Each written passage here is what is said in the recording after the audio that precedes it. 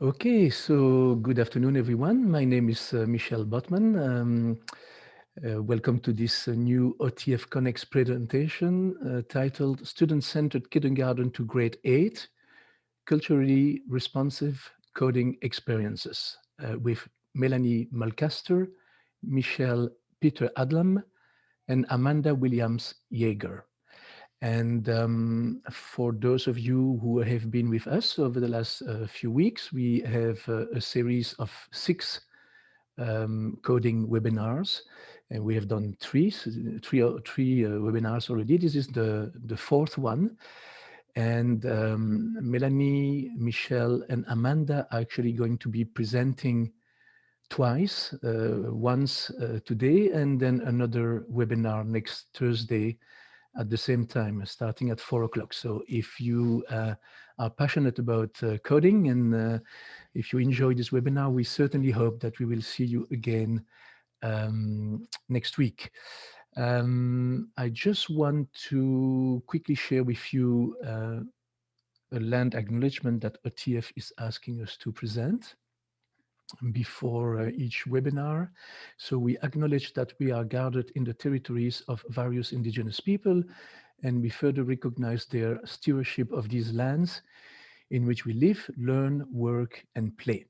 And as I'm doing my introduction, I can hear people coming in the room. We are 27 with a registration of over 90 people today. So I'm expecting another, hopefully 10 people to join in the next few minutes. So we have three facilitators, which is always great, because if you are posting your questions in the chat box while one is talking, others can answer your questions. So don't hesitate to participate and to post your suggestions and your questions in the chat box throughout the webinar. Melanie will start the presentation. She's an instructional coordinator for libraries K-12 for the Peel District School Board.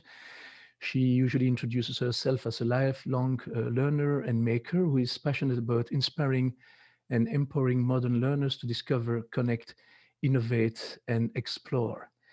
The second facilitator is MIshelle Petter-Adlam. She's a teacher librarian at Clark Boulevard Public School. Her passion is to nurture healthy self-identity in her capable modern learner, with her capable modern learners. She thrives in creating access and opportunities to empower modern learners for STEAM trajectories. And the third facilitator today is Amanda Williams, and she's an elementary teacher's librarian in Halton who works with students in kindergarten to grade 8. She has presented provincially and internationally on the arts in education, including a focus on inquiry and dance at DACI in Denmark. Amanda currently focuses on innovative learning models, including maker education and design thinking. She continues to develop her understanding of constructionism by connecting with other inspiring educators and being a guide on the ride with her students. And Amanda says that she believes that everything is better with a little bit of a sparkle, which is obviously true. And I think it explains her self-designation as a glitterarian, which is a new word that I just learned today. So we have 3 fantastic facilitators with us today. We have 28 people in the class for the moment. I'm expecting a few more to join if we manage to beat the weather, because it's so nice outside. And I'm going to stop sharing my screen, and I'm going to invite Melanie to jump in, share her screen, and to start the presentation. Thanks, Melanie. So let me stop sharing. I'm going to steal the show from Melanie already. I'm going to try not to do that to my amazing colleagues too much, because I do like to talk. But while Melanie is getting the slide deck ready for us, I wanted to welcome everyone and say thank you so much for being here on this beautiful day outside. Hopefully you are outside with Wi-Fi perhaps, or that you'll get to be outside a little bit later, because the sunshine is glorious today. I'm also going to somewhat apologize for that interesting biography that clearly went on a little bit too long, but I can't deny the sparkle part, and we'll save the Glitterarian story for another time. But nonetheless, welcome. Melanie is going to, as I mentioned, share the slide deck. For your own access, I'm just going to put the slide deck in the chat, a link to the slide deck, so that you can have your own version of it to follow along if you like, and to keep for later. So welcome. We're excited you're here. And you can see the screen now? We can see. Okay. Oh, did you hear me say no when something didn't work? It's okay. We can see the screen, and we could hear Amanda very well. We can hear you as well, Melanie. And I just want to remind everybody that you will all receive an email tomorrow with everything that is shared today, the slide deck, and the links. So no worries.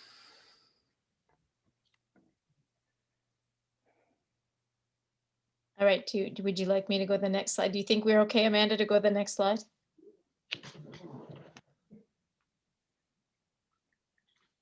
I'm going to take that as a yes. It's a yes. I was just trying to hold back from talking because, you know, I do that thing where I talk over people. So thumbs up. Okay, so this slide is talking about how we have framed the presentation today.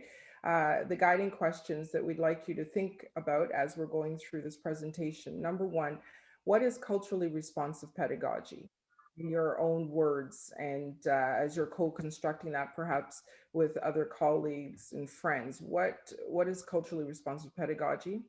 How will a culturally responsive pedagogical stance inform our teaching and learning practices as we continue on this journey of learning throughout our lives?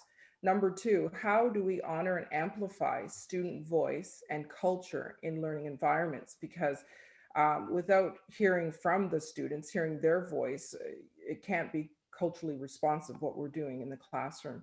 And number three, how might student voice and culture be integrated in coding learning experiences? So we're going to begin with a minds on, and we, MIshelle or Amanda, are going to post a Mentimeter link, and we are going to collect your responses as to what words come to mind when you hear culturally responsive pedagogy. So what words do you associate with that phrase? And I'm just going to pull the Mentimeter link up and click present so that we can see the responses as it comes in. So what it'll do, once you put your responses in, it will curate your responses into a word cloud for us. So the link has been placed in the chat. Just let us know if you have trouble accessing or you need it reposted. Oh, good. We've got some responses.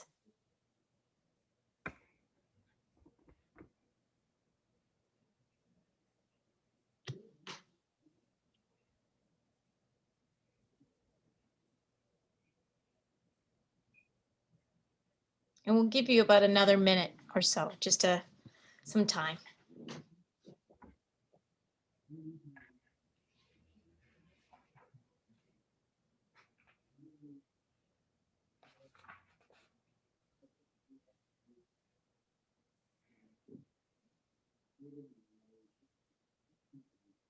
It's the first time I witness this application. It's absolutely fantastic. I'm going to have to ask. It's really great. It's visually so appealing and really great graphic design. So really, I love it. It's a tool. Yeah, it's a tool called Mentimeter. I've used it quite a bit. There's another tool called, I can't pronounce, Slido, or that I haven't used as much. So perhaps in our next presentation, we'll try that. Okay. We'll give you about another couple of, another about 20 more seconds, 30 more seconds. It's definitely more visual than the chat box for sure. Yes. Well, it's not glitter, but it's still pretty. You speak my language, MIshelle. My people. That's right. I really like some of the words that are on there, like agency, really I connect with. Identity. That's exactly what I saw. Agency, that's popped out. Wow. I also really love amplified voices. I think That's Yeah. a great one. Okay, I'm going to go back to the slide deck. Thank you, everyone, for participating. For those, I've just heard a couple of, I heard the ding dong, so I know some more people are coming in. So please feel free to add your voices to this word cloud. And the question is, what words come to mind when you hear culturally responsive pedagogy? So thank you, everyone.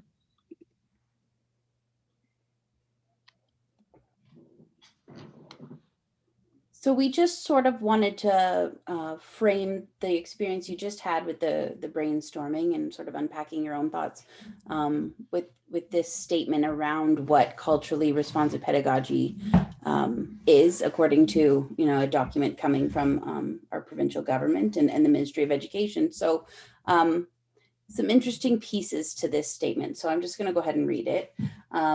Culturally responsive pedagogy is not about cultural celebrations, nor is it aligned with traditional ideas and multiculturalism. It involves careful acknowledgement, respect, and an understanding of difference in its complexities.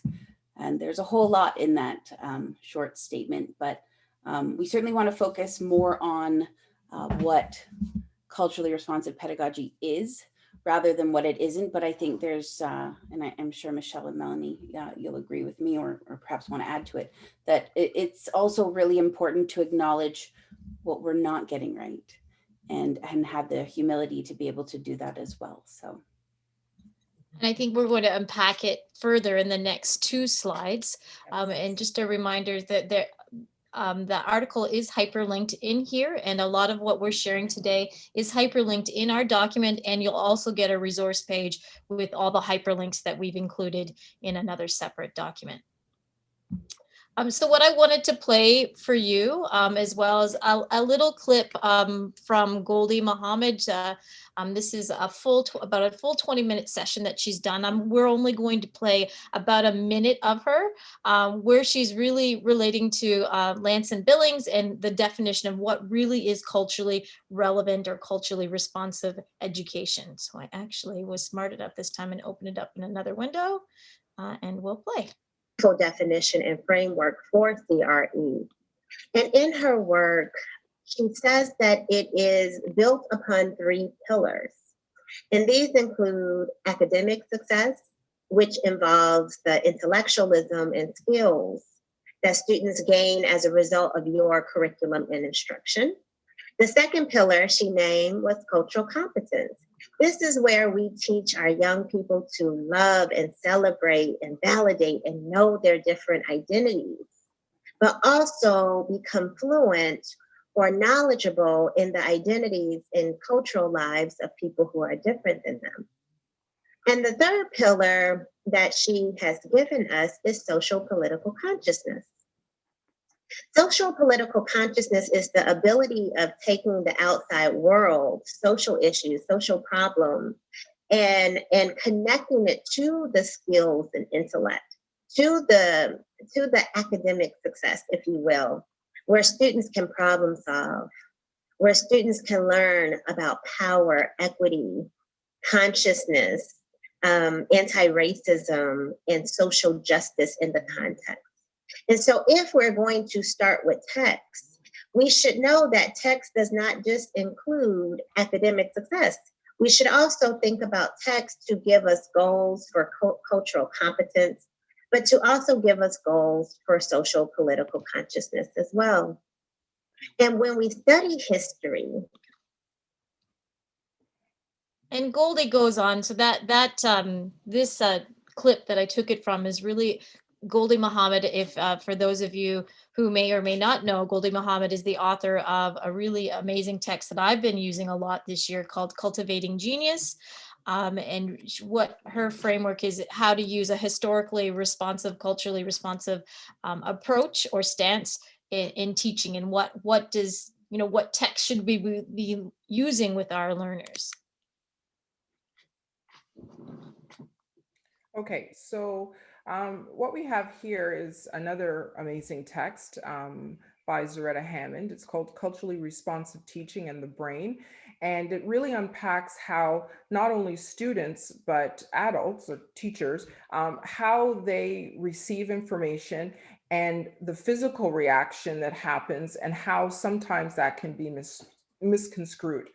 But I'm going to read just different parts of this infographic, and then I'm going to share some books that sort of mirror what we're talking about here. So the important part here is to see that under distinctions of equity, it is important to distinguish between the three key areas when engaged in equity work. And we have here multicultural education, we have social justice education, and then we have what our focus is today, culturally responsive education. But the piece that's very important here is to remember it is not a continuum. So when we as educators look at multicultural education, which has been around forever, that doesn't move you to social justice education. Neither does social justice education move you to culturally responsive education. They are separate. And because of that, I'm going to show books here, because when you look at multicultural education, if we look at the bottom, the bold font that says social harmony, it concerns itself with exposing privileged students to multiple perspectives and other cultures. For students of color, the focus is on seeing themselves reflected in the curriculum. When that is, when Zaretta Hammond fashioned that terminology, you can hear the hollowness in there, because it's sort of like a tokenism. Well, there's a picture of a racialized person on the front cover of the book, or look, there's a racialized person in the book. So then we sort of checked that off. But it's not really going into a deeper understanding of that person's culture and who that person is. So when we look at multicultural education, it's not really addressing the individual, each and every student in your class. And some may look the same, but their culture may be very different. And it doesn't address that. So then we move on to social justice education, and it's a critical consciousness. And so most of us think, when we think of social justice education, we think of the political, the social, the socio-political issues with regards to the lives that we live. And at the bottom there again, above critical consciousness, it says concerns itself with creating a lens to recognize and interrupt inequitable patterns and practices in society. Very easy for us to see on many fronts, some of an injustice. But once again, an injustice is a very broad grouping. It's not individual. So it's very easy for that to become take on a sense of a savior type of mentality, which is not what we want to do, because that, again, is not addressing each and every student in your classroom. That's sort of looking at it in an overall group-like setting. And then we arrive at culturally responsive education. And there again, at the bottom, you'll see it says independent learning for agency. So there we see that we are no longer looking at the group, we are looking at the individual. And when we do that and build relationships, that is where the culture piece comes in, because we do not have one idea or belief of a type of people, because we're looking at that person per se.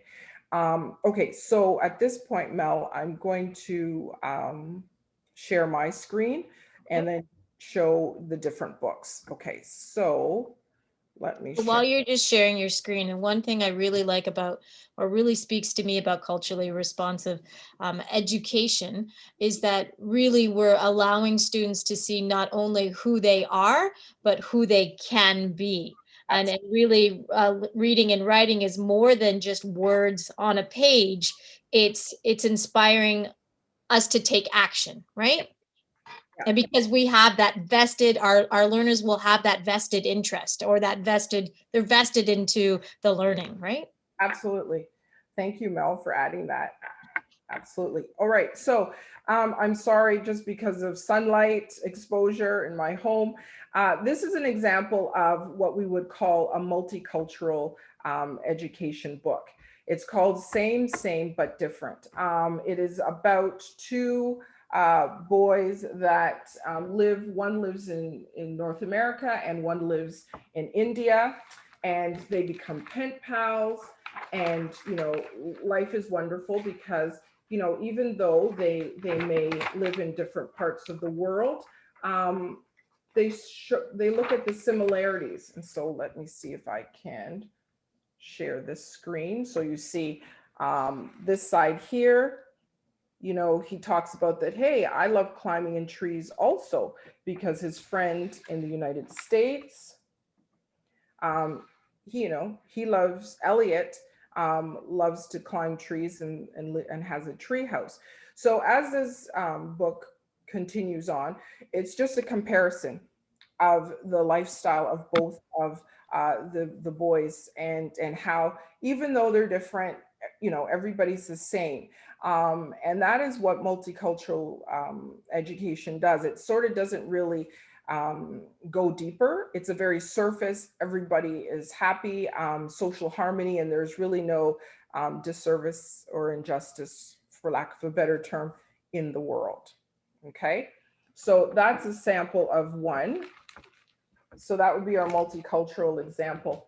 The next one is a social justice example of a book.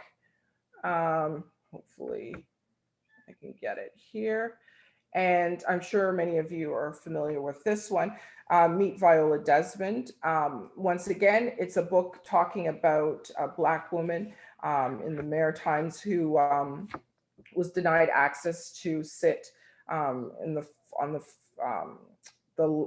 floor level of the theater, and everything that transpired with that. Once again, very clear social justice, but it's one person, it's her biography, and we can't use this example to address an ethnicity or a culture of a people. Okay, and then my last example here is one of a culturally responsive book. Might have to adjust, bear with me. I discovered this book last year or the year before. Sorry, I'm just trying to get it so that you can see the title. I might not, this is a large book, so I might not be able to get the whole thing, but it's called Schomburg, The Man Who Built the Library. This story is about a Black boy. It starts off with him, and he questions why he doesn't hear about himself or people that look like him in the history that he's being taught in Puerto Rico. And when he questions his teacher says, well, there's nothing significant that your people have ever done. And he doesn't believe that. He pushes past that and says, no, I don't believe that. There must be. And so he spends his life searching for books, music, artifacts, whatever you like, to prove that there has been a great deal of significant accomplishments of African Americans in the work, in society. And so this is a great book talking about culturally responsive pedagogy, because it's pushing, it's decentering the European narrative with regards to history. And it also is showing a Black man who is literate and who's well-rounded, which is something that the media doesn't necessarily show. So a great book to sort of encourage dialogue with your students as to, did you know this? I didn't know this, and so forth. And then to hear their voice and ask them what they liked about the book, what they didn't like about the book, and so forth. Okay, so I think that's it. And I will stop sharing my screen. All right, Mel, so you're going to share yours now. Thank you. I'm going to share my screen and go here. I always talk myself through this every time. All right, I think this is for me also. So what is culturally responsive pedagogy or teaching? I have to say for myself, it's a journey before I even read this brilliant quote.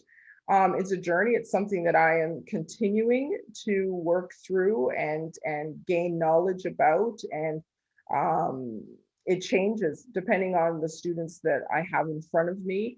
I learn from them. It's really pushed my assumptions and so forth. So I think for everyone, I don't think we'll ever be an expert at this or understanding this, because everybody is unique.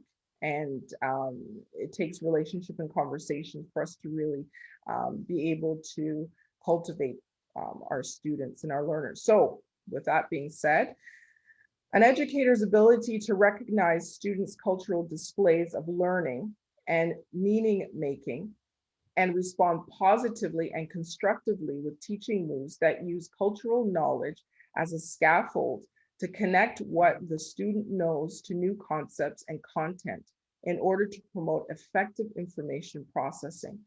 A lot there, and that is why I start off by saying I'm still learning, not an expert, not by far, because there's a lot in there to do, because cultural knowledge, I may know a lot about one culture, my own, but I don't know a lot about other people's culture. And so it's organic. And the last part, all the while, the educator understands the importance of being in the relationship and having a social emotional connection to the student in order to create a safe space for learning. Heavy lifting, but I feel it's rewarding and it's necessary. And that is from a direct quote from the book, Culturally Responsive Pedagogy and the Brain. See that pause? Did you see what happened there? I paused before speaking just to make sure Michelle was done. Thanks. Just a couple of things really quick. And we are trying to be conscious of your time and are not going over in time. If you're not familiar with that book by Zaretta Hammond, Culturally Responsive Teaching in the Brain, it's such a good one. And one of the things that's really resonated with me as someone who, supports other educators in my building is this idea that Hammond talks about, that in Western culture, we tend to prioritize print. And by print, I mean the written word. And so, she goes on to talk about acknowledging that, students come to us from cultures that may communicate in different ways. And so, the coding experiences we're going to take you through this afternoon sort of speak to different ways to communicate using visual representation. But that idea of multimodality, really, really important in just acknowledging equity and the ability for our learners to share what they know and what they think. So if you haven't seen that book before, check it out for sure. And the other thing I wanted to say really quickly is just sort of a personal story. I hope I don't put you on the spot, Michelle, but I want to acknowledge what happened the other day when we were working on this presentation. We were creating a slide, working on a slide together collaboratively, and we had put a number of resources, images of books on a slide. And MIshelle said to us, you know what, it looks a certain way. We're not seeing everyone represented. And of course, our intent, is we're trying to create a slide about representation in a presentation about being culturally responsive. But I think as educators, we have to be willing to accept that we may get it wrong. And I think sometimes in this equity work, in this work that we're trying to do, we're afraid to get it wrong, or we're uncomfortable with being called out. And I think, of course, MIshelle's amazing and wasn't like, you guys have ruined everything.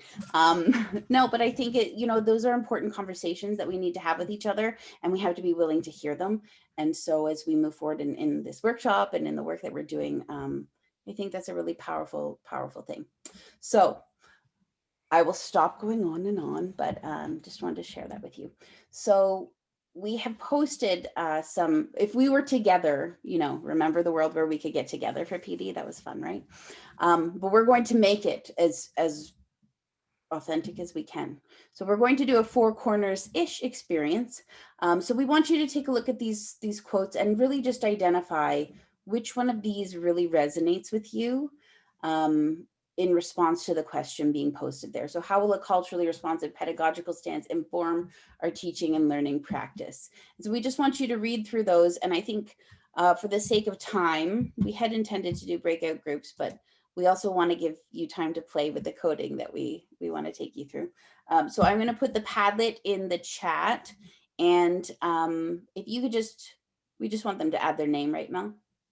I think they just have to add, so this is what, when Amanda posts the Padlet into the chat, so we put the four different quotes up here.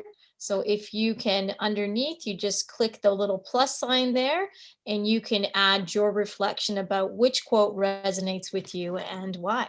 Does that make sense?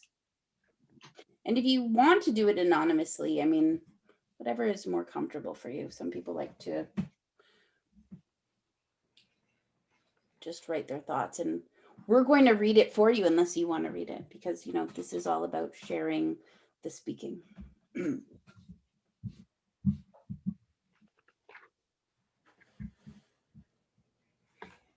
And of course, you can also interact with other people's comments and give them, you know, a little heart to say, yes, I really love your perspective.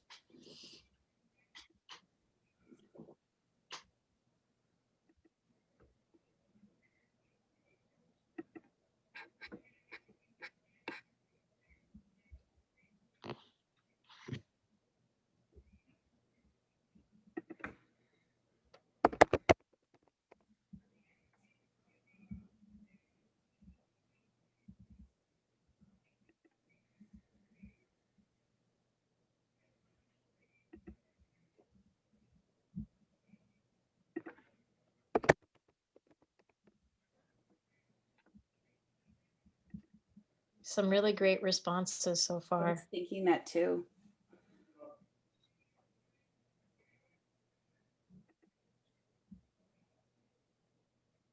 Wow. I really like someone's putting the struggle and discomfort are part of challenging our own norms, previously held belief and privileges. This struggle is necessary to move forward. Yeah, that's awesome. Thank you, Rob. And it's something that I deal with on a daily basis is discomfort, discomfort in my own social location, and the privileges I hold that I've taken for granted so long that everyone else has, and just coming to that realization. And often I'm embarrassed that, you know, why didn't I think of that before? And I know that that's something too that I need to work through. But the fact that you're so honest about it is the learning too, right? Like in Zaretta Hammond's book, it talks about that when we, you know, get into that guard dog like place in our minds, we can't learn. We're just trying to survive. There's that survival attack. And even with students, when they feel threatened, they're not learning anything. They're just trying to get out of the situation.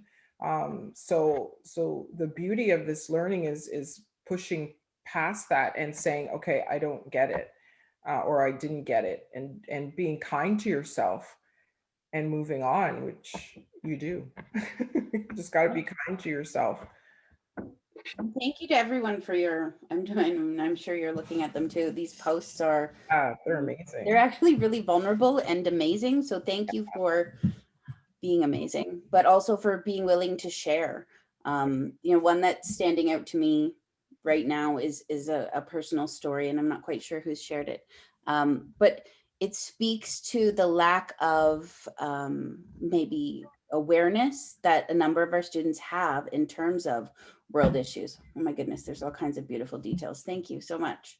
And I love that statement. We can't fault them for not knowing, but what an incredible power we have as an educator to be able to create a safe space for students to learn and to get information that they may not have. And that doesn't always have to come from us. right? It can come from the other experts in the room, the other people in the room. So, but that is, I personally find that challenging, you know, when we're sort of surprised that kids don't have an awareness of perhaps a global issue or a local issue or just what's going on in the world around them. And I think our current circumstances with lockdown has created almost a greater disconnect. Even if kids are online, they don't necessarily have those in-person conversations, or perhaps it's created sort of more of isolation when it comes to knowledge acquisition. So I think so. I think social distancing to a certain extent has become social isolation, unfortunately, for a lot of students and for staff. It's become more of an isolation than just keeping your distance. I agree with you, Amanda. I really liked the quote, "It's not my classroom, it's our classroom." And again, really, you know, we are all co-learners. Yeah. We are all learners. We are all teachers. And we all have something we are all valuable and all needed and wanted part of the learning experience. Absolutely. So I guess just another minute and we'll move on. I just want to respect and make sure that everyone who wants to express their voice, that they have that space. But yes, thank you, everyone.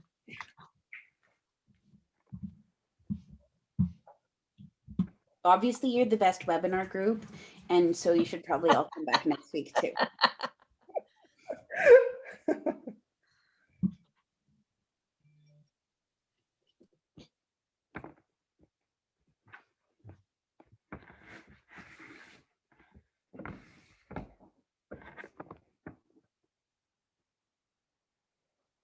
I think just as educators with other educators, we need to be open, right? And I know that Tiffany Jewell calls it, you know, the calling, not the calling out, but the calling back in, right? How do we call in? You know, rather than call out. Yeah, yeah. That welcome, the welcoming, safe. Yeah. And sometimes they, you know, I find I have to be brave, right? Because they are uncomfortable conversations. But I can't shy away from them. No.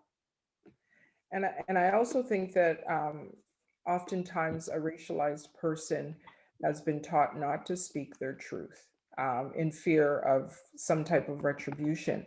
And so it can also be very difficult for them, even for myself, to sort of speak or share my thoughts on a situation, because for so long that has not been something that's been done. So there is a dismantling for both people, I think. So I am going to go back to the slide deck. Please continue to add your thinking. You'll have access to the Padlet after to go and just review everyone's thinking. It's always nice to read different people's perspectives. It always sheds light on perspectives or angles I hadn't considered before. So thank you so much, everyone. So the next few slides are just the quotes repeated, just so that you could see them.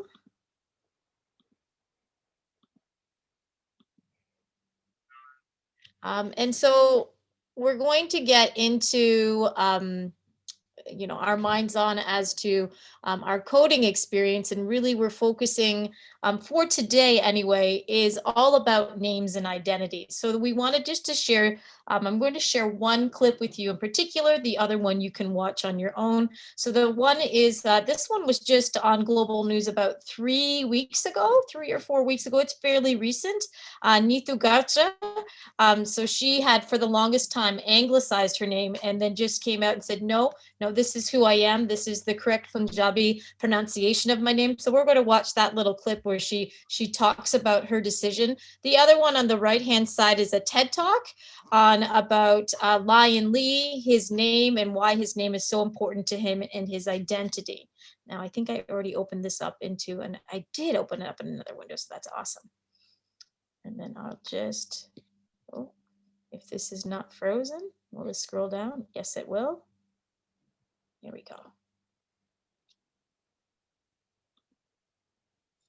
Hi and happy Vaisakhi. I'm Neetu Garcha. I know you might be thinking, wait, what? You're who? I thought you were Neetu Garcha. Let me explain. This is how my name is spelled, but there is a right way to say it. Neetu Garcha is the authentic Punjabi pronunciation that my parents gave me rather than Neetu Garcha. Like so many, I created the latter anglicized version during my childhood, much of which was spent just trying to fit in. This has been a source of inner conflict for me for a long time until now. I've made the decision to stop anglicizing my name.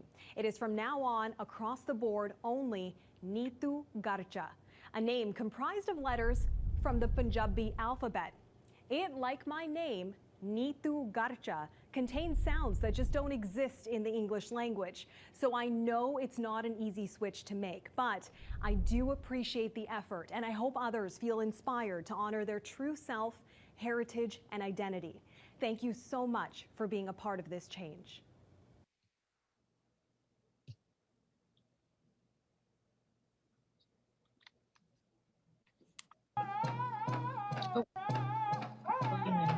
It was a solemn crowd that gathered on the lawn outside Vancouver City Hall and its sites throughout North America. There we go. I was playing. The next story was playing. Oh, technology. And no, don't start playing that now. Excuse me while I struggle. There we go. Time for me to break out the jokes? Okay, no, take those for later. Don't worry, I've got them.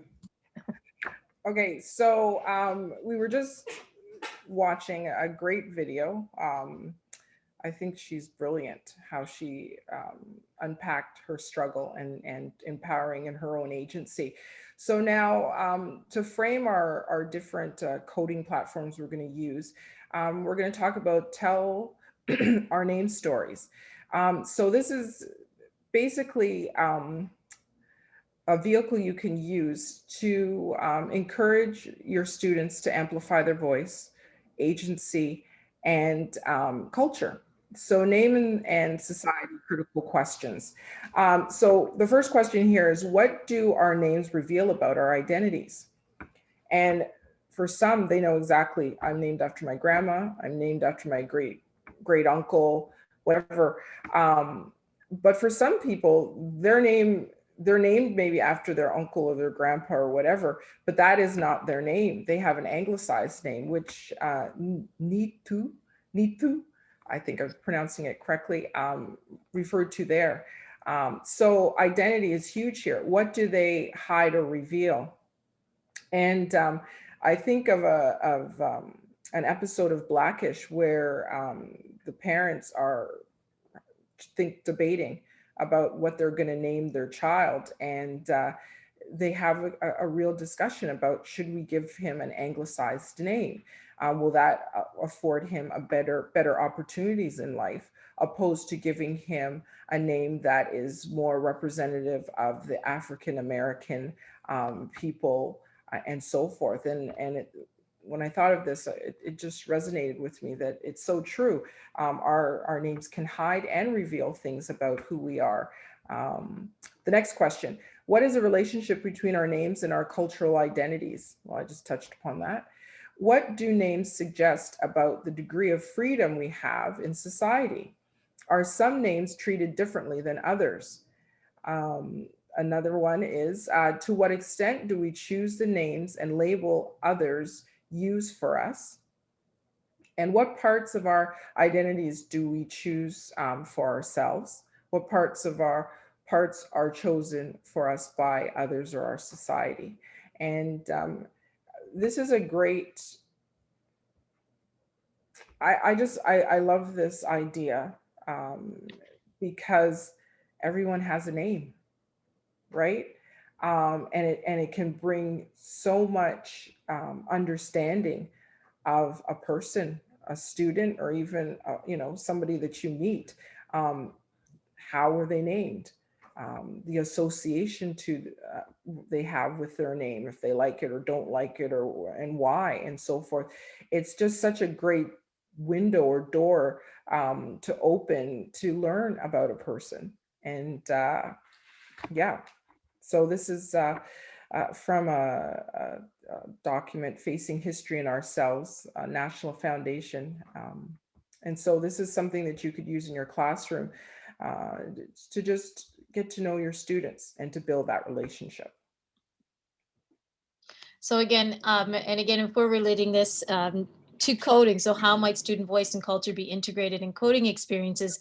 And we're going to pull an example right from Goldie Muhammad's Cultivating Genius. So this is on page 161, where she does a really great job with her her framework. So her historically responsive literacy framework, where she breaks it down into identity, skills, intellect, criticality, and then she talks about, and what we're going to be talking about later, is how to use a mentor text in order to really set the context, is what I'm trying to say. So again, so this is for 3rd to 5th grade. What we're going to show you today is for K through 8. So identity students will become more self-aware of their own identities and learn ways to respect other individualities.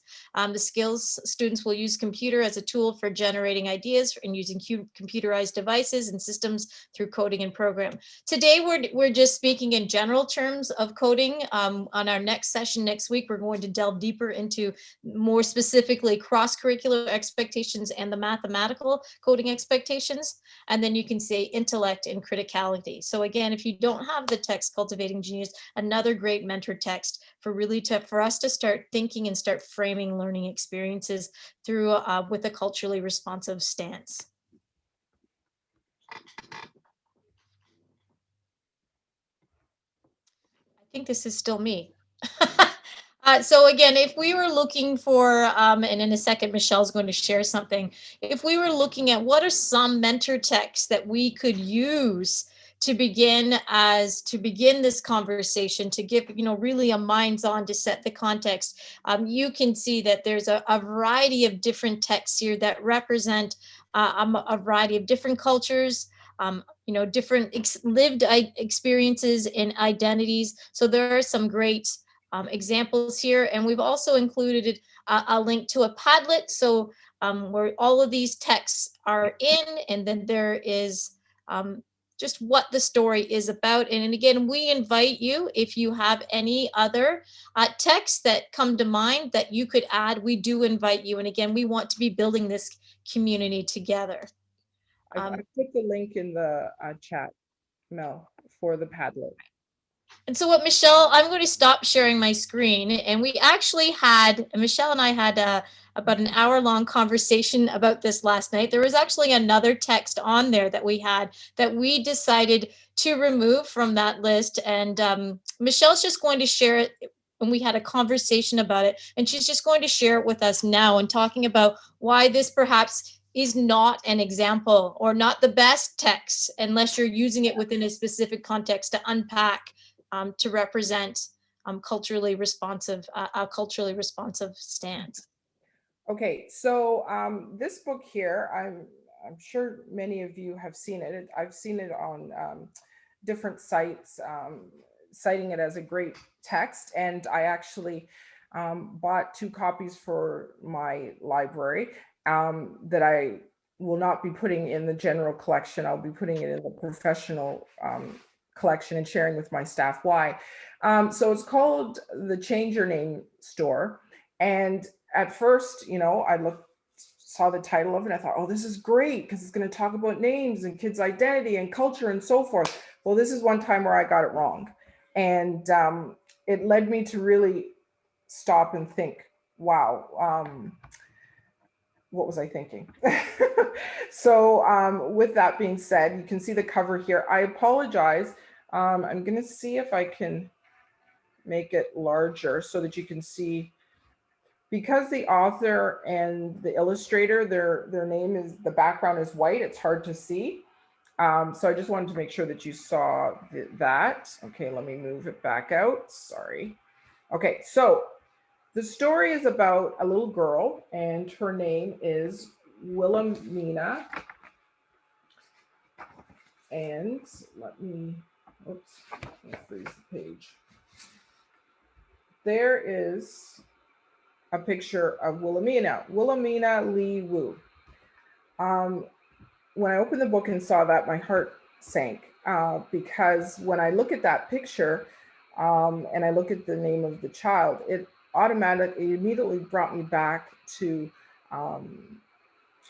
well, some of the Dr. Seuss books that have been pulled off the shelves, and also different caricatures that I've seen of Asian people with teeth that were not nice. And so that was the first piece. And my daughter even said, "Mom, what's going on with her teeth? Why did they have her teeth like that? And why are her eyes like that?" And I said, "Yeah, I sort of tried to say, well, I was honest. I said, I don't know. I don't really like that. And that's not a really good look." So that was the first page of the book. So then I went further along, and Wilhelmina doesn't like her name. She thinks she has a very boring name, and she wants to select a new name. And so she goes to, here we go. She goes to the Change Your Name store, and the woman there says, Ms. Zena says that, we can change your name. Don't worry about it. Just come on in and we'll change your name. Once again, when we think of culturally responsive pedagogy and so forth, and just how students are going to read this, we have a racialized child that is, her problem is going to be solved by someone who is white, right? And there's a problem with that for students. As educators, we need to think about that. What message are we sending here? So with that being said, we move on, and the first place that Wilhelmina travels to find a name for herself is Paris. And this is what she looks like when she's in Paris. I just gotta move this a little bit. So there's the look. And it says, a beret on her head and a cafe au lait, she felt rather stared at, like art on display. And so, we have the different stereotypical people, even her dress and so forth, that once again perpetuates stereotypes that in the 21st century, we would have to definitely unpack with students. We wouldn't want students to think that when they go to Paris, this is what they're going to see. This is the type of person that they're going to see. And you have to dress a certain way. So then she travels to Bahrain. Let's show you this one here. Yeah, there she is in Bahrain. And she thinks it's great. She's at a market. She thinks, hey, this is a really nice place. Unfortunately, the reason why she leaves Bahrain is because it's too hot there. She can't take the heat. So, depending on your geography, you could say, well, it is hot there, so that's accurate. However, it's once again somewhat kind of negative, but I understand for the story to move on, that has to happen. Then the next place that she goes to is Belize. Okay, and there's a festival going on in Belize. But if we look at the people in the festival, okay, they're not representative of the majority of people that live in Belize, because the majority of people that live in Belize are of African descent. So we have that picture there. And then she leaves Belize because of hurricanes. And there's a picture of her in a hurricane. Okay. And then the last place that she arrives at is Kenya, Nairobi. I don't know if you can see that. You can see different sort of glaring eyes and so forth. I'm just going to freeze it for a second so you can see this part. Oh, you can't. It's really bad. Okay, so I'll read you what it says.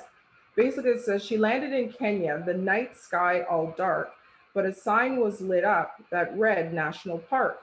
With creatures around her, she saw their big eyes. She wondered if choosing a new name was wise. So once again, to me quite problematic because, first of all, you're not seeing any people. You're not seeing any Kenyans in this picture on these pages. You're just, and it's shrouded in darkness. I'm old enough to remember hearing that Africa was referred to as the dark continent. So that once again is just subtly bringing that depiction.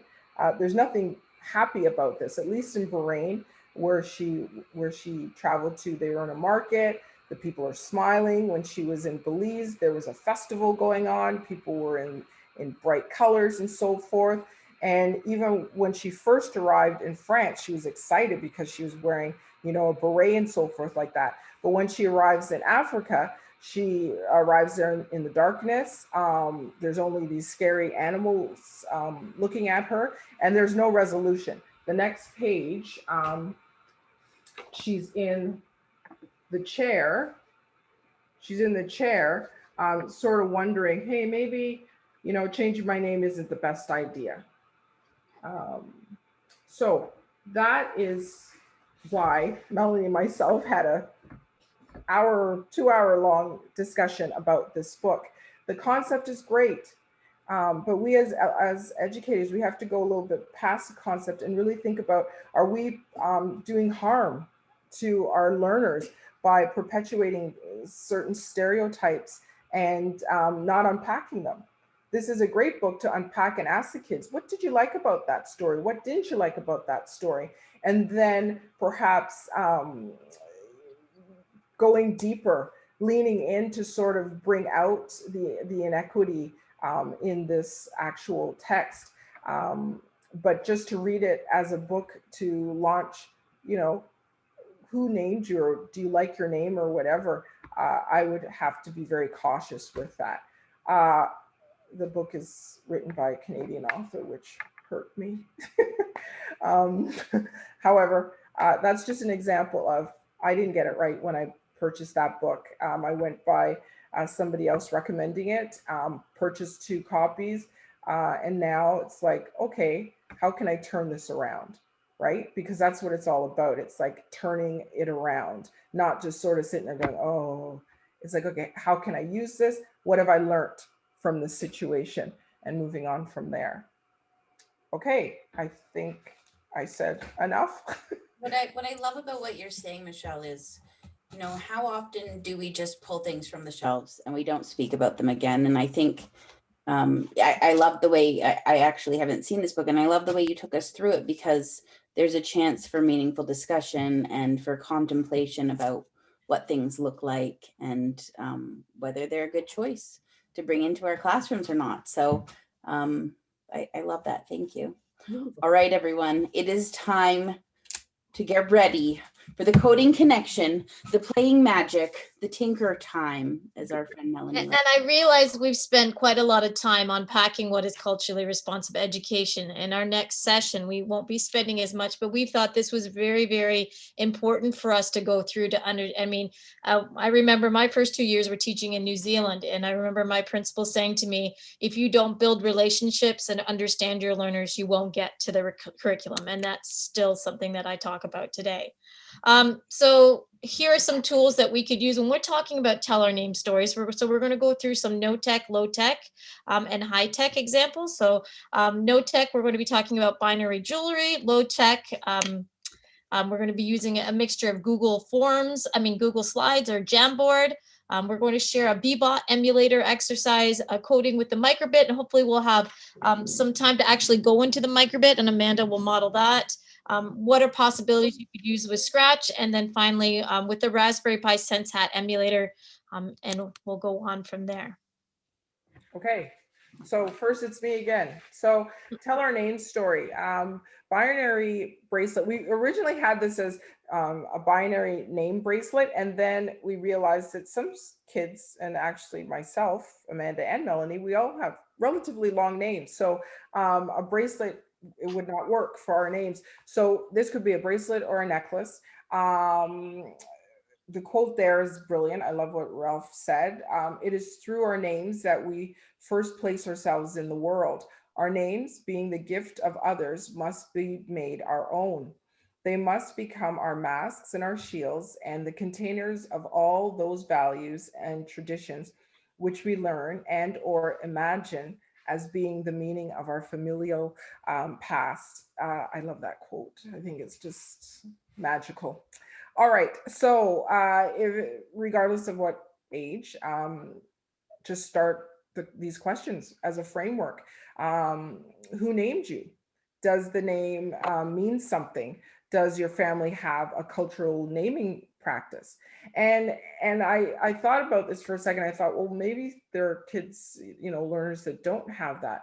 Well, another question you could add is like, what would you like to as a cultural or a naming practice? How would you name your child or a child or so forth?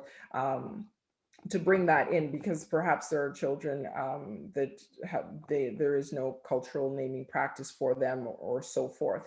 But with this task, it's to start off with something biographical, right? It's a biographical framework talking about your name and so forth. And this is two-part, where you could start off with asking them to talk about it, and they could record their name, record their story. They could put it in a Google Doc or a Google slide or whatever. And then now this is the coding part, which is very simple here. Encode letters into binary. So I've given before students this chart. We've talked about what binary code is. It's the language that you need, that the computer needs in order to fulfill an act. And we just pretty much went through it, and they designated beads. Like there's several things that you could use to create this. You could use beads, you could use paper, colored paper, and so forth. What I find very useful is the ABCs of how to read binary there. At the top, that's hyperlinked to the site where I found that.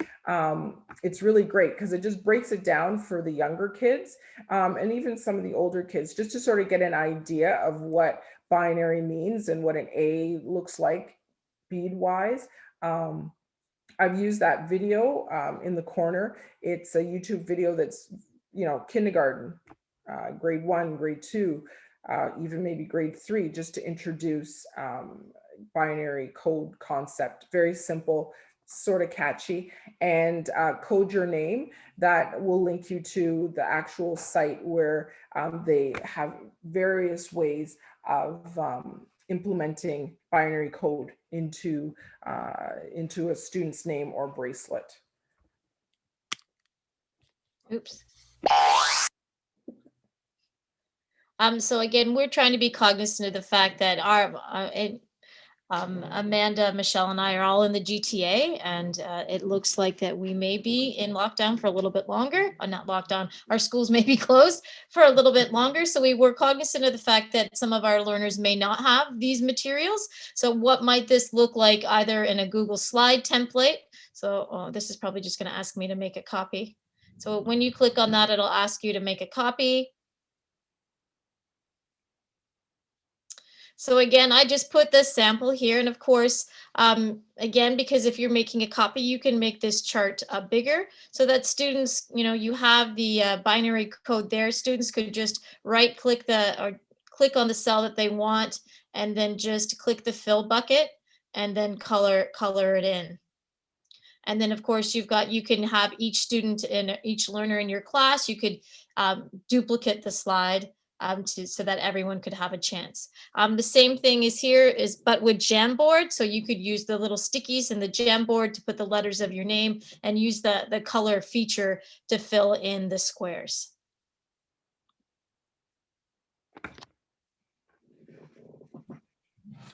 And this is sort of an extension of that, but we're really just looking at showing you, different low tech to high tech experiences with the binary code.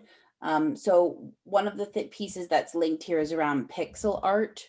I'm sure you know that kids still love the Minecraft, which is based in pixelation. And so there's an embedded link there. If you're not familiar with Alice Keeler, she's another great resource, but she's actually created, do you want me to open it up, Melanie? Do you want to open it up? I can just quickly. Yeah, really quickly. So there is a template in here. Yeah, you don't even need to go through the whole thing. But it actually uses Google Drawings and it's Google Sheets. I apologize. Google Sheets. And it's set up in there so that all the kids need to do is actually enter a number and it will create a color that's correlated to that. So the template is already set up.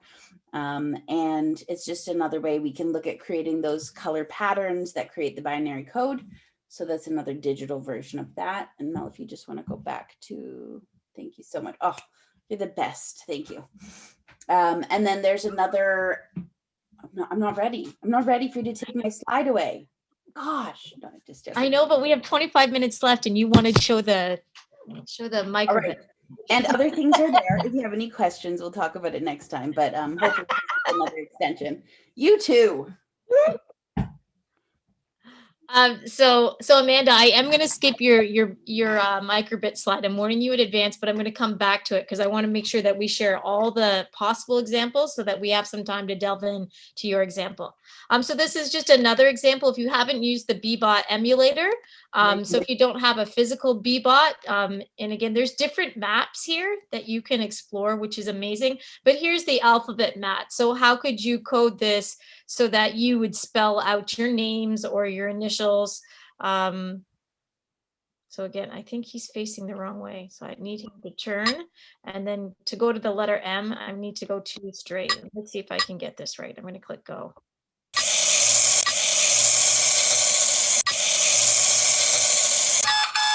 And then from there, if I press stop, if I press home, it's going to go back to the beginning again, so that it'll just continue. If I add to my code, it'll start from the beginning. So that's another option for your learners to explore. I'm coming back to this, Amanda.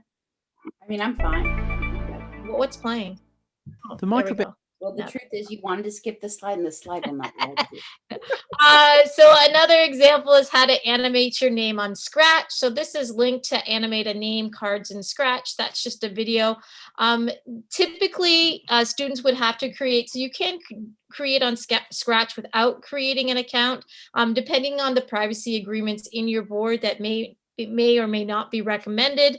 There are Scratch teacher accounts, and that's linked there so that you could create a Scratch account for your learners and you could be moderating that, so that information is there.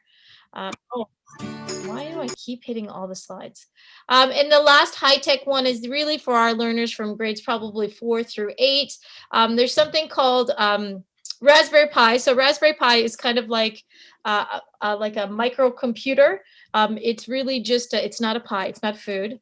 But they have something else called a Raspberry Pi Sense Hat with lights. So how could you code it so that it scrolls through with lights in your pictures? So it's also related to a program called AstroPi. So that's hyperlinked there, which is a really neat program correlated with the International Space Agency or the European Space Agency, where there's actually a Raspberry Pi, which is basically a really mini affordable computer that's on the International Space Station, and they're able to send code to they'll send code to the Raspberry Pi in the International Space Station, and they'll actually play the code on the Raspberry Pi there, and they'll actually send you a certificate of where it was in the orbit of the Earth when your code was played. So that's a really neat tool. So again, if you're looking for that high end or that high tech exploration. All right. So Amanda, did you want to, and again, here's, I'm going to stop sharing my screen so you can explain how we might code your name using the Microbit. Perfect. Before you stop sharing, I'll just speak to this slide very quickly. Microbits, if you haven't heard of them, are amazing, amazing learning tools. If you're not able to purchase them, there's a virtual Microbit. That's what we're going to take you through right now. But there's a new edition. There's a new version of the Microbit, which now has an embedded microphone and speaker, which is pretty cool. We used to have to attach that externally. So that is something to look at if you're looking for a coding tool. You can buy 10 microbits for about $200. So in terms of some of our coding tools, it's more cost effective than some. Embedded here is the Microbit Classroom and some other things. And just so you know, we're going to be using, just for the sake of time, some block coding, but there is an option to use Python or Java with the Microbit as well. So, and the great thing about the Microbit, I'm going to stop sharing my screen so that you can. The great thing about the Microbit is you actually don't have to have a Microbit to get started. They've got a great emulator built within the program to get you started. And the Microbit Classroom is, again, you don't have to have an account. It's just a place where you could use it virtually in online learning. You could have all your students in one space. You would set up the classroom. It gives your students a code to enter, and you can see all their code at the same time, which is kind of cool. And that's up to 30 students, isn't that right, Mel? Yes. 30. So if you would like to follow along, you can. I'm just going to take you through this process fairly quickly. The website is makecode.microbit.org. And what is amazing about this website is that there are a series of tutorials. And of course, the one we're going to be looking at today is the name tag. So I'm going to click on that. You can play a video lesson, which is sort of an overview of the whole lesson. We're not going to do that. We're going to go right ahead and start the tutorial. And when you're coding a virtual microbit, there are a series of different options that you can choose from. What the tutorial does is it eliminates any options that the student or person who was participating in the tutorial would not need. So this is what it looks like. This is showing you what the final product will look like. And this is really what a microbit looks like if you haven't seen them. And so what I mean by a number of different options is usually you see more options down the center, but for here it's saying place the show string block in the forever block to repeat it. So we're going to go into basic, we're going to take this and we're going to put it in forever, which means it will go on and never stop. And then it says change the text to your name. So I'm going to double click that and put my name in. And you'll notice that as I do that, it happens on my virtual microbit. So this here is simultaneously showing the learner what happens when you do that. And if you get stuck, there's always hints. So there we are. And then it gives you all of the instructions as to what to do. So this is great for the name piece. All you need to do is if you actually have a microbit attached, it's saying what you can do to add more blocks or more to your story, which you could have students do. We've actually had students use this for names, but also create an image. So with those LED lights that you're seeing, you can have students create an image that represents their identity in some way as sort of a connection or extension to what we're doing. And that's as simple as just setting the LED lights to come next in the string of what they're going to do in the code. So Amanda, could you start over again with just a basic template and maybe even like show them how they could put an image and then maybe even add some sound? I wasn't sure if you're going to allow me the time to do it. I am, because okay. I love the microbit. I'm so teasing. All right. So I'm going to go to new project and I'm going to give my project a name, and it's going to be my name, which is really creative, as you can tell. Okay. And now just putting the pressure on now. Okay. All so right. when you log into Microsoft MakeCode, it's always links back to whatever the history is on your computer. So if Amanda logs back in, she's going to see all of her previous projects there. So if you're sharing devices, sometimes at schools, it might bring up projects. You have to, when she clicks the download button, you actually, if you want to save your code, you actually have to download it. Right. But what I typically do with students when I'm using a microbit and then, using a device, I'll often take a photo or I'll record it and then we'll upload that into their digital portfolio. So there's a record of what they've done, because you're absolutely right. Just like other things, when students leave something logged in, that definitely happens. So, okay. So as I was mentioning, there are a number of different options. So what I was talking about in terms of creating an image, I would go to basic. There's a few different options. There's already predetermined icons or images here. So I could definitely go here if I wanted to make it quick. And then I could choose an image that I think represents me in some way. So these are all the predetermined Obviously, we know I like sparkly things, so I'm going to go ahead and select the diamond. What an identity, right? For the sake of time, we can put that in. And then we can also get that scroll string and put that in there as well. And change that. If I wanted to create my own image, instead of taking one of those icons that had already been created, I'm going to select this, show LEDs, and mouse troubles. And then what I'm going to do is create something. So I'm thinking about, what am I thinking about? I am thinking about the number of people in my family. So I'm going to make lines to represent that.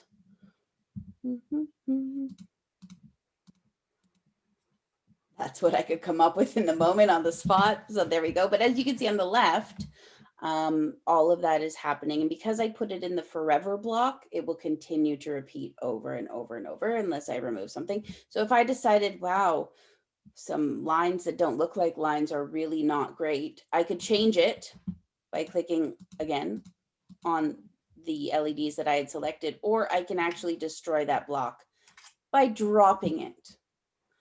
So we could get into more extensions like adding music, and there's all kinds of things that this will do. But when we're looking at our name identity, different things we could do are really simply put in basic, but they're there.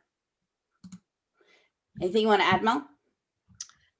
Just that it's such a great tool, and I really like it that it doesn't require students to log in. And again, I do encourage you to take a look at this site because there's so much more. Amanda, if you have the slide deck up, why don't you just pull it up and let's continue?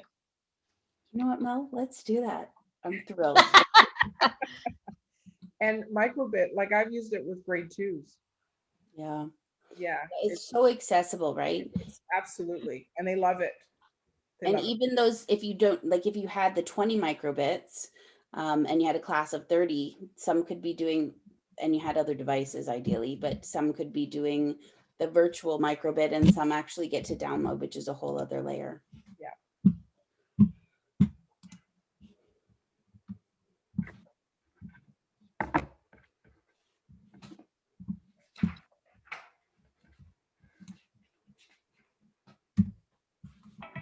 Oh, now I'm having your troubles, Mel. The video. It was a setup. You just wanted the videos to play automatically. Okay, do you want me to go to Scratch? No, keep going. Yeah, I briefly went through that. Yeah. I think it's what Right. other histories? Yeah. Keep going. Yeah. Amazing. So again, this is just another extension. So when we talk about names and the importance of names and what names have not been celebrated in history, if we talk about that null curriculum that, is not reported, and and I don't know if you've seen, Natasha Henry is a consultant to our board, and she had produced through the Ontario Black Society, where they talked about how very little Black curriculum is actually in our textbook. So there is a lot of null curriculum and a lot of history, even with the text that MIshelle shared, which I also love, by the way. I was so excited when you shared that. What other stories might we celebrate that have not been celebrated traditionally in history? So again, those are just some other texts that we talked about, were some historical pictures or picture books. And again, we're just using picture books because we're all teacher librarians, but we all know that we can layer these texts. Goldie Mohammed talks about layering text. And like Amanda said, when we talk about the multimodalities of text, we really need to, provide affordances at entry points for all of our learners. So again, the created story card and created story cards in Scratch. So that's another example. How might they use those texts to tell someone else's story? You were good, Amanda. You could have changed the slides. I wanted to make sure. Okay. So this is my slide, right? It is. It is. Sparkle. We're certainly we have a few minutes left. So if there are any questions or discussions that you want to have, we're really open to that. But we did want you to consider these questions as sort of, we're not giving you homework, I promise, but as something to reflect on from today's session. We really hope you're going to join us next week as we take a look at these questions and then continue into some of the work that Melanie spoke about. So we want you to think about what communication and in your own personal experience, because we all come from different experiences and have different knowledge and experience, right? So what communication barriers do you think exist for students with print difficulties or learning exceptionalities? What communication barriers exist for students who have a varying cultural and linguistic background or backgrounds? And how might we approach learning through an asset-driven stance? How does that even relate to cultural relevance? And hopefully that's something we can speak to next time. How might the affordances built into coding platforms capitalize student strengths and empower learners? Which is a big one, right? We talk about coding, it's great. There are a lot of skills, but how can that capitalize on student strengths? Really important question. And how can we leverage coding as a communication tool as well in connection to that? And then finally, we're going to visit the new math curriculum and where coding fits in that. So how do we align learning across the new mathematics curriculum? And we're going to talk about integration as well. Go ahead. Amanda, we did have a question, and I think I'll let MIshelle speak to this just because that was part of how you explained it. The question is, why is Meet Viola Desmond not culturally responsive? I'm sorry. Could you say it? Yeah, so why is Meet Viola Desmond? Remember when we were talking about Zaretta Hammond's equity framework, or why is Meet Viola Desmond not culturally responsive? Oh, I wouldn't say that it isn't. You could use it to be culturally responsive mentor text. However, the focus of that book is a social injustice. It is not looking at the person in the sense of who, how can I say, it's not presenting her, the cultural journey of that person. Viola Desmond knew that this was wrong or whatever, but it's not. She's fighting the social injustice. When you look at Schomburg, he's fighting against that whole framework that African people, the diaspora, have nothing relevant in history. So that's how did I answer the question? I hope I answered the question. I think so. And I think so, MIshelle. I think it's also a counterbalance between there is going to be trauma and pain in these stories, but how do we counterbalance that with the joy? Yes. Right. So it's a tricky balance. It's not that it couldn't be part of that culturally responsive education, but how are you countering and balancing and bringing out that joy? How are you layering that text? How are you being how are you empowering and seeing students presented or seeing their learners or identities presented in an empowering way, and not always, Black History Month is not just about, slavery, right? And it shouldn't always be about overcoming in that respect. With Arturo Schomburg, that's his life desire. And through that book, which I recommend any teacher librarian in our audience purchase for your school, he is sharing the excellence of Black people, African American and African people throughout all areas of society, and he's not fighting. He's just gathering this information, and then he actually creates a museum. However, Viola Desmond, she's an activist in the sense that we had to apologize to her family, and she fought. And in the picture book, that's what it's talking about. It's talking about the social injustice. The Schomburg book, it is talking about the social injustice, but it's showing him cultivating and curating artifacts that are what's the word I'm looking for? Decentering the colonial European narrative. Actually, it's been beautiful. Sorry, MIshelle. I just wanted to say it's been beautiful. I hope, and please, you can turn on your mic and correct me because I'd like to get it right. I think it's Khalifa mentioned in the chat. She really just put a great statement in there that explains exactly what you're saying. Yeah, I'm looking because I'm speaking and I'm not looking at the chat. The focus in the book is not that she created her own beauty school and was a businesswoman, even though it is mentioned, as MIshelle said, the focus is on the fight for justice. Thanks. Absolutely. Absolutely. Thank you. Yeah, no, but that's what you were saying too. And I think, again, these discussions so rich and important, right? Yeah. And I learned from it because, you know, for me, what I said made sense, right? But I thank you. I don't know the name of the person who asked asked the question. Oh, it was Rebecca. Rebecca? Yes, thank you, Rebecca, because for you to ask that question, sharing your confusion, helped me to realize, okay, how else can I explain it? How else can I present it in a clearer of a way? So thank you. That's a great question. All right. Do you want me to put the last slide up with our information? Or will we say, okay, I'll do that. So if there's any other questions, we do have 3 minutes left. Please, you know, continue to add your questions or comments in the chat box. You know, if you want to unmute yourself. Again, I'm not saying we're all on our learning journeys and we're here to learn together. And we're so very honored and grateful that you came out tonight to learn with us. I know that I'm a lifelong learner, and the minute I think I have it figured out, I know that my job as an educator is I can't do it anymore. Yeah, absolutely.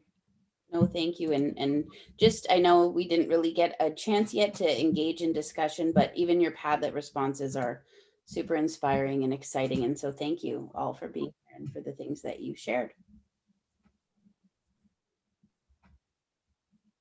Okay, so I guess I'm going to jump back in for just a few minutes if you guys want to indulge me and me do a quick conclusion. But before I do my conclusion, I really want to thank Melanie and MIshelle and Amanda really for this fantastic presentation. I think the comments in the chat box say it all. Very, very good comments in the chat box. Very funny that it's the first time I work with Amanda, Melanie, and MIshelle, and I didn't know that there would be actually a discussion about names because the first time I did the presentation, and we were just joking at the beginning of the presentation, just before the presentation started, we were just joking that her name is MIshelle and my name is MIshelle, and that, you know, in some parts of the world it's more of a boy's name, in some part of the world it's more of a woman's name. And people often call me Michael in English-speaking Canada and the United States. And when my colleagues tell people, MIshelle is going to contact you tomorrow, you're going to speak to MIshelle tomorrow, they always believe that I'm a woman, you know, that I'm a woman going to call them. And I have to say, no, I'm a Frenchman, you know. And there's always the confusion about name. I've had to live with that. And I also love, I must say, the book that MIshelle presented, Same but Different, because obviously, you know, we are all different, but there's more that unite us than divides us. And I just want to share quickly my screen again, because I found something really interesting. Hold on a second, I'm going to share my screen very briefly. I found something really, really interesting recently about mitochondrial DNA. I read a very fascinating article, because every human has a different DNA, like even our DNA is different from the DNA from our brothers and sisters. Yeah. Unless, of course, we are identical twins. You know, identical twins share the same DNA, but that's, you know, obviously an exception. So we all have different DNA. But in our cells, we all have something called mitochondria, which is actually like the power plant of the cell. That's what brings energy to our muscles and all of that. And what's very interesting about the mitochondria is that the DNA of the mitochondria does not evolve from one generation to the next. So we all have exactly the same mitochondrial DNA, but that is passed only through the mother. It's not passed through the father. It's only passed through the mother. And so they have been able to look through DNA research at all the people on Earth and found that so far they have not found a single exception we all are related to a single woman who lived in Africa about 200,000 years ago. So when we say that we are all related and that we are all cousin, it's not metaphorical. It's actually quite literal, because the DNA evidence is there to show that we all come from the exact same single woman that lived in Africa about 200,000 years ago. So I think that's very interesting when we say that we, in the same but different book that you were talking about, it made me think about that. Anyway, so I just want to thank you all also for your participation. There was a lot of really lovely participation in the chat box and etc. I just want to share with you two more things. You will receive an evaluation questionnaire tomorrow. If you have a few minutes to fill it up, that would be great. Thank you so much. It helps us to improve.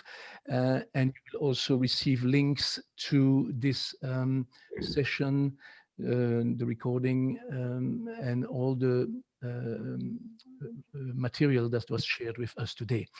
I also want to let you all know that we're going to have Melanie, MIshelle, and Amanda with us again next week on Thursday. Next Thursday, same time, same place, May 20th, 4 o'clock.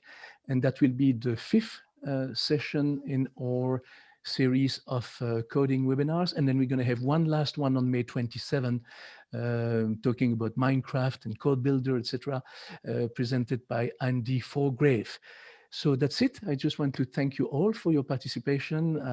I learned a lot today. I'm sure that we all did.